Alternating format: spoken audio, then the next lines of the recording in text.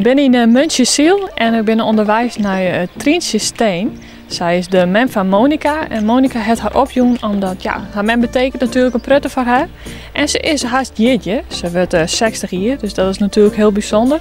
Maar ze kan het nog net nationaal vieren vanwege de corona. Dus ze wil haar mem graag iets lekkers bezwaren. Dus ik krijg een heerlijk ontbijtje meenam van echte bakker Eddie de Jong. Met een mooi bosje bloemen erbij. Dus dat komt vast helemaal goed. We zullen even zien als ze er is. Nou, dan zullen we even zien waar ze moeten. Volgens mij is hier wel iemand thuis. Dus ik zal even zien. Hallo. Ja, wat met je wijzen, ja? Ja? Oké. Is uw vrouw thuis? Nee. Nee? Oh, nog niet? Oké. Nou, dan kom ik even hier langs. Leg ik het hier even op de...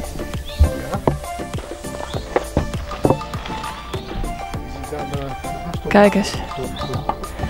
Maandag is jarig, toch? Ja, dat klopt. Het is jarig, maandag.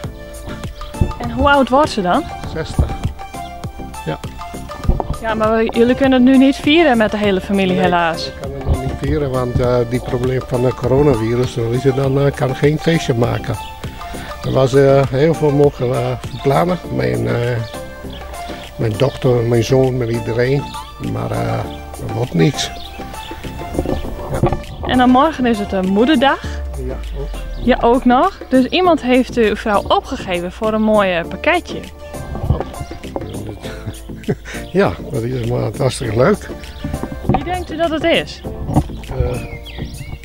Dat weet ik niet. Zoals je nou ziet allemaal tv of zo. Ik heb geen idee. Er was Monica.